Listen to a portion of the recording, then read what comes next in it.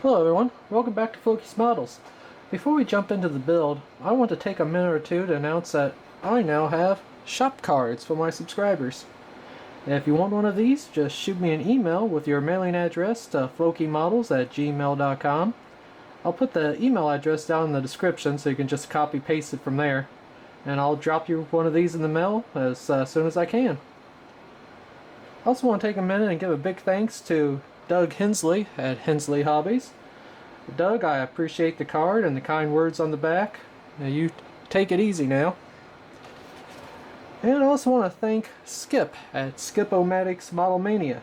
Thank you, Skip. I appreciate the card. And I'd also like to give a big thank you to Tam at Kits and Bits Scale Modeling.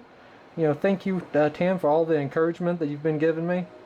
And finally, my buddy Columbus at Columbus Models. He just finished a beautiful Academy 132nd Sopwith Camel.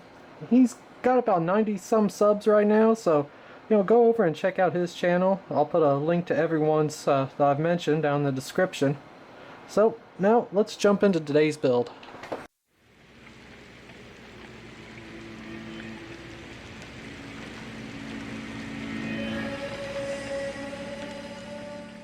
First thing I always do when airbrushing is put on the respirator, especially when using lacquer or enamels.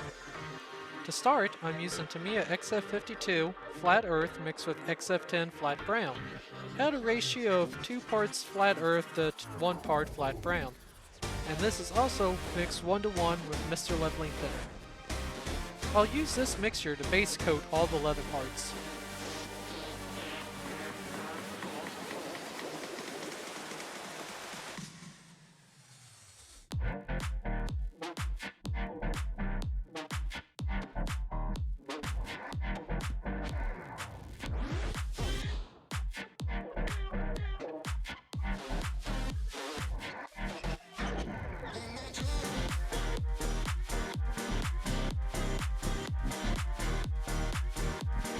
Next color I'm using is Tamiya XF55 Deck Tan, again thin 1:1 with Mr. Leveling Thinner.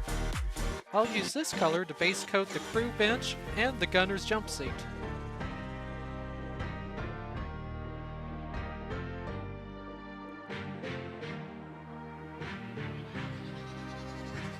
Now to start adding wear to the leather, using a mix of Vallejo Orange Brown and Leather Brown. This is around 3 parts orange brown to 1 part leather brown, with just a drop of water added into the mix. I'm also using my homemade red palette, which is just a sponge with a piece of parchment paper on it, and it all held together in a Tupperware container. I hit all the edges and corners with this, building up the effect with multiple thin layers.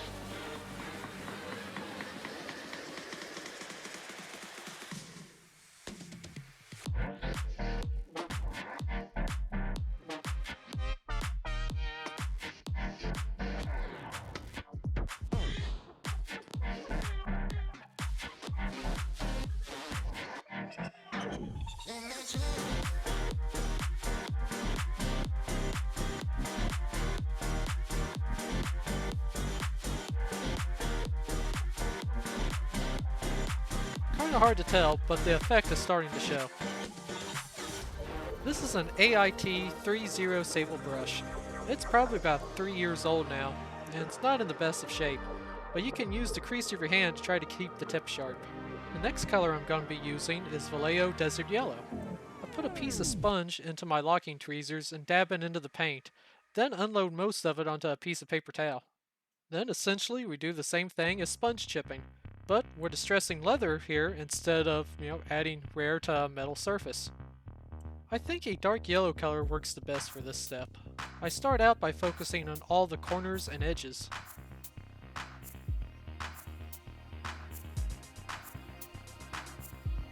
Then when I think I got the edges and the corners done good enough, I then start concentrating on the center of the cushion.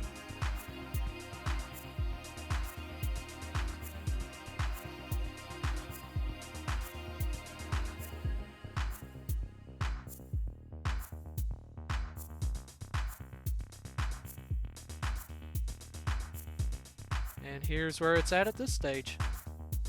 Starting to look distressed.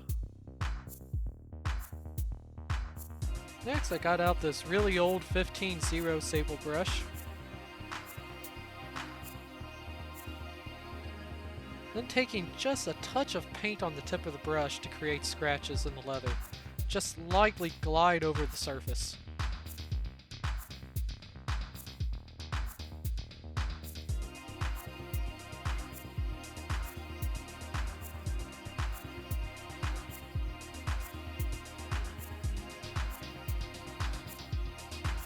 It's really starting to look worn out now. Shifting over to working on the benches now, I'm putting Vallejo natural wood grain, buff, and deck tan onto the wet palette. I then mix these colors, first natural wood grain and deck tan,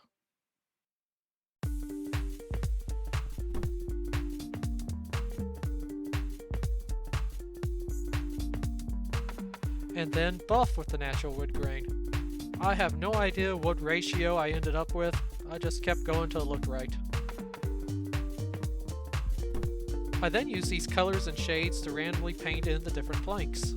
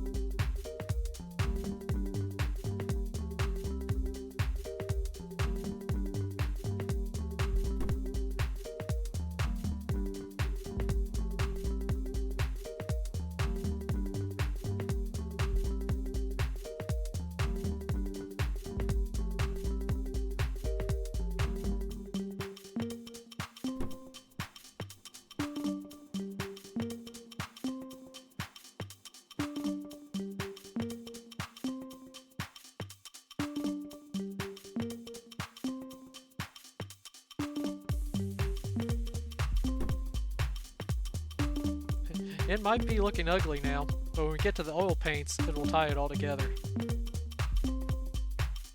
I'll be using these great 502 oils. First, burnt umber. I let the dab of oil paint sit on a piece of cardboard for a few hours before I started to use it. This is to let some of the oil leach out of the paint.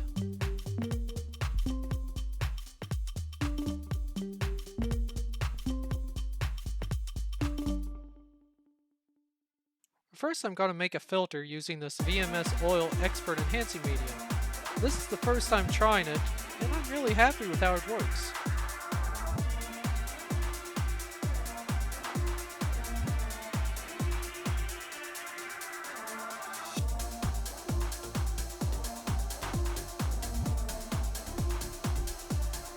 The second color was mixed a bit thicker.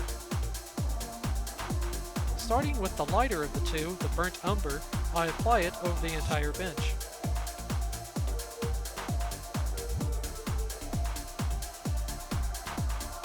Sorry about this right here. The glue tack that I'm using to hold the bench to the toothpicks kept trying to fall off on me.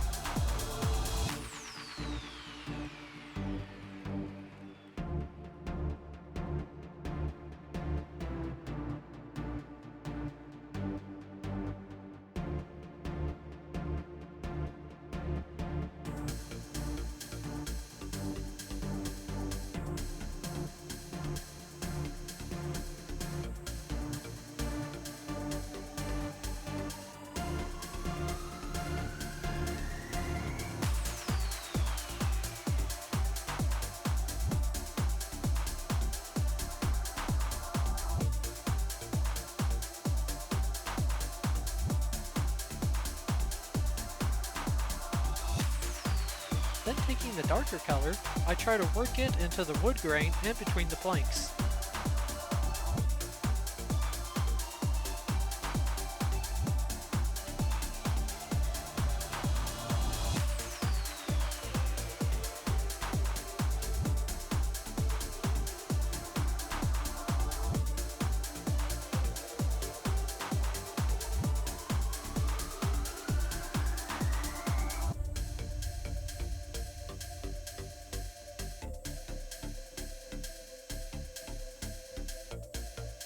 I think it's starting to look really good.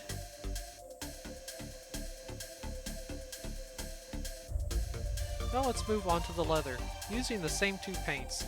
First is the filter using the burnt umber.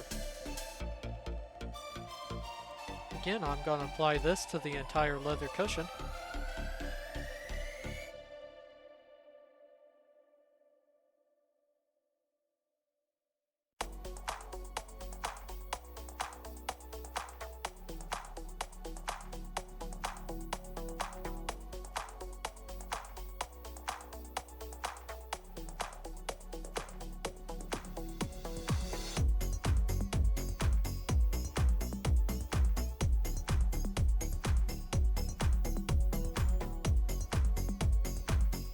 Gonna unload some of the paint off the brush here and then come back in and just tidy it up a little bit.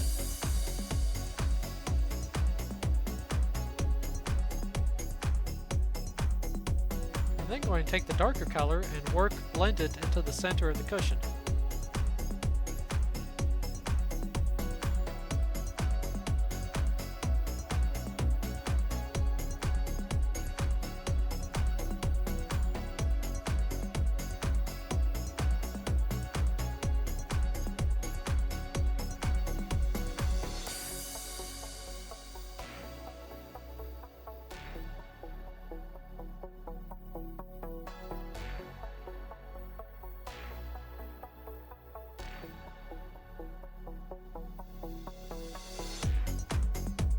Getting a lot of shine from my light and the camera, but believe me, it looks a lot better in person.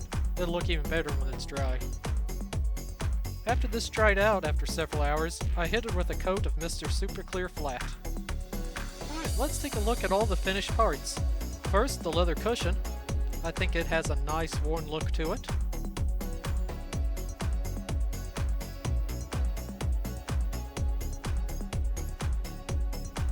Then the driver's seat back.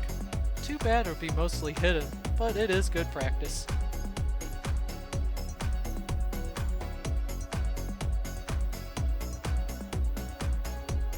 And then the bottom of the driver's seat.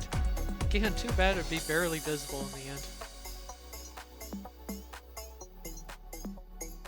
Now to look at the wood parts. This is the gunner's jump seat. I really like how the wood grain effect turned out on it. Then finally, the bench seat. Probably the most visible of all these parts. The different acrylic tones we painted the planks in is very subtle, but still noticeable in the end. Thank you all for watching, and I hope you enjoyed this video, and are now maybe motivated to tackle your own wood or leather parts.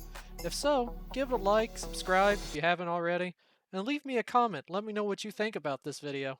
Also again, I now have shop cards, so if you want one, just send me an email to the address down in the description, and I'll send it out as soon as possible. Thank you all so much, and stay tuned for many more builds to come.